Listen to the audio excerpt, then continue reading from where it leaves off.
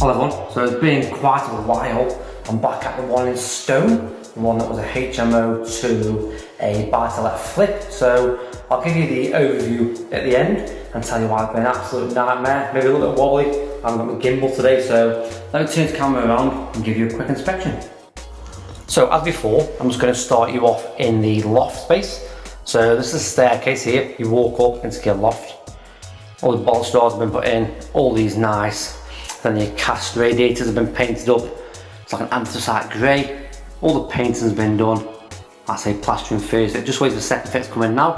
I'll give you a quick look over here from the other angle. So you've got a nice bit of an alcove here. I'm sure you can see the size. Perfect. Painted all the beams the same colour as the radiators. So you walk up the stairs.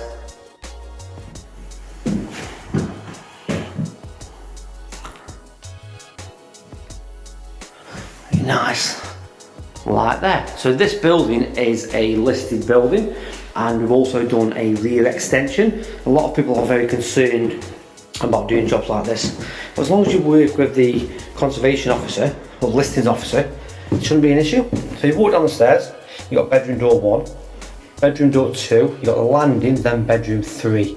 I'll take you through now. So we'll go into bedroom 2, which is here.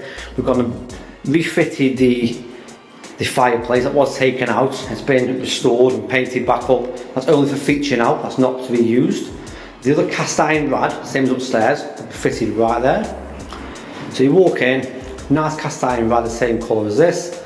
That'll be where your drawers and things might be. We've got the sash windows that have been restored. As I said, it's listed. That's where the bed, we expect the bed to be. We're always trying to plan, even on a flip or HMO, where we think the bed may go. I know it's hard to judge because everyone's got their own opinion, but at least we can try and forward plan these things for the buyer. So yeah, these 4-panel doors, we've refitted some better balustrades on here. They were all mix and match. So bedroom 1, 2, over the landing into bedroom 3. It's all painted up here, so it's the second fix and carpets now, and then the ironmonger for the doors. So originally this was a HMO room, and what happened is a section of the bathroom came along to there, to about there. You see all the infill panel, because it was leaking that bad. See where all the services went through. We've infilled all the floor now. We got rid of where the shower was, pushed that back so it's nice and straight. Nice painted colour. So this project's been going on for quite some time now, and as I said at the end, I'll tell you all about it, the problems to look out for, things that are basically things that you don't realise or things that are unexpected, and this is what you get with investing. It's not always about it's easy, it's a flip, it's do this, do that. It's not all about that. There is some complications sometimes, but as long as you get the end result, that's fine. So bedroom 3, I'm going to take you downstairs now and I hope you like this. So we're downstairs, we're going to go left. So the original toilet and the showers through there. We've moved the bathroom down below to create a larger bedroom. So we'll go downstairs now.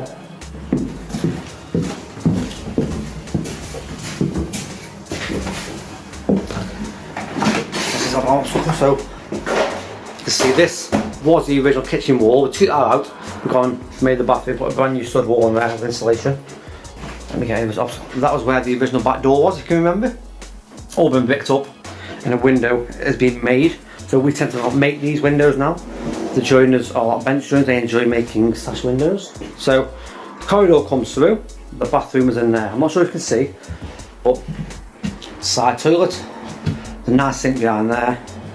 Oh, can't really see, can you? But let's have a look. So bath area, it's all tiled, if you can see, not too dark. We've put a monsoon shower head. I don't know if you can see it, there you go.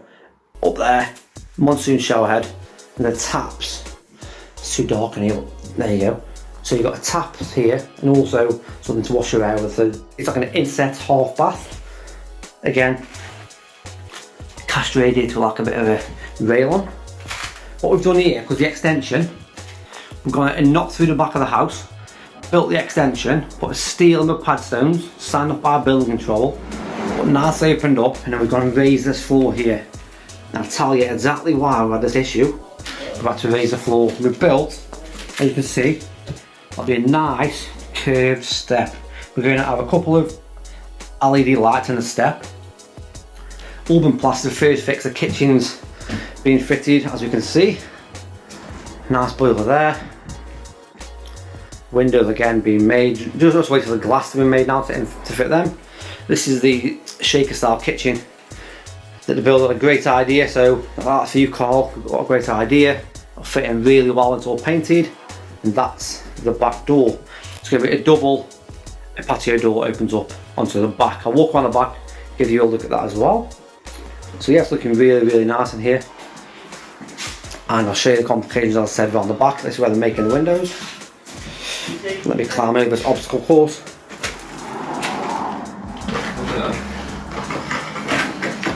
So what we've done here, we've gone and put this paneling. As I said, the joiner makes the windows. He's also making MDF paneling. We've done the same in another project in Hanley, Stoke-on-Trent, and it's really well painted up. The colour we're going to be painting is like this. You can see all the grooves, really nice. A bit of a stepped edge, and that'll go all the way along. As you can see, all around the front room. That's another fireplace there. The panelling will carry on. In this room, originally the HMO room, you used to walk in the front into a bedroom. There was an ensuite there, which was a Saniflow. I never advise to use Saniflows.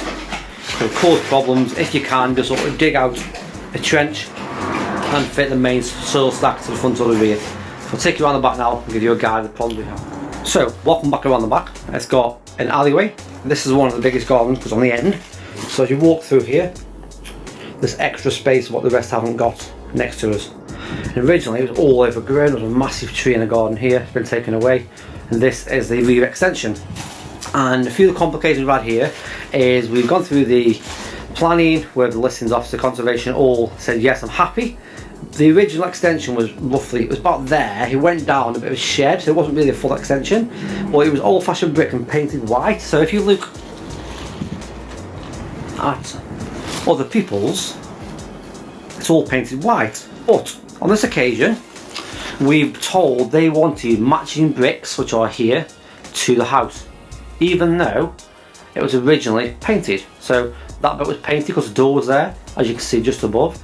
We had to keep these in keeping with the original house. And trying to get these bricks, they aren't the machine made, they're all handmade, so we had to get reclaimed bricks. Trying to get ones that match what they wanted was the first problem. The second problem was the foundations.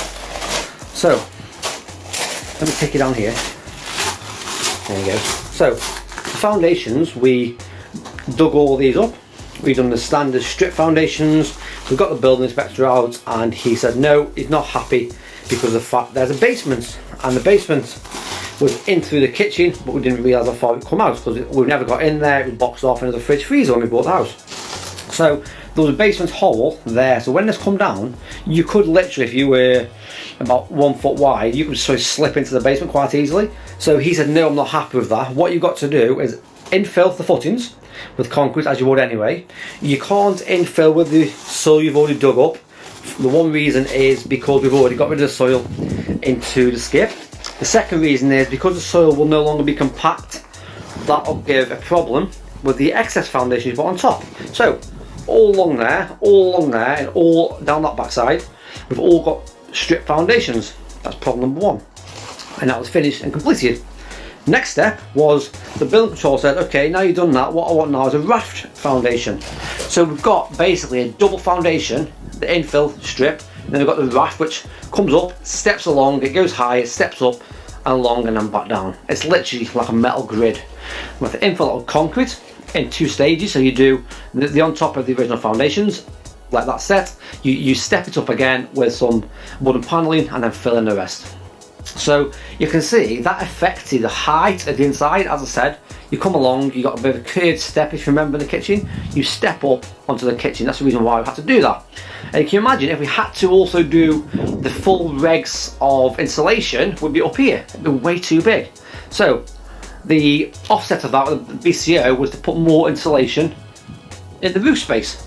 So because we've already got all this underground, the strip, the raft, a bit of insulation, we've had to increase the density of the insulation in the roof to compensate. But you can see the bricks, they aren't all perfect. You see they are like that. They are handmade bricks. That's where the waste of the sink will come out. But yeah, so what you can imagine, you can walk out your patio doors here. It's going to be a nice gravelled area here. We're just putting the first layer down, all the membrane. Then we're iffing and ahhing whether to put a red or a yellow, whatever it may be. We're just iffing and ahhing at the moment and speaking to the client. So yeah, so that's the problem we've had. 1, the planning process. 2, matching these bricks. 3, the foundations. And then just getting the job done, time consuming. The winter comes in, you've got to be careful that the heavy rain we've been having, you can't do brickwork in the rain, it goes all sloppy.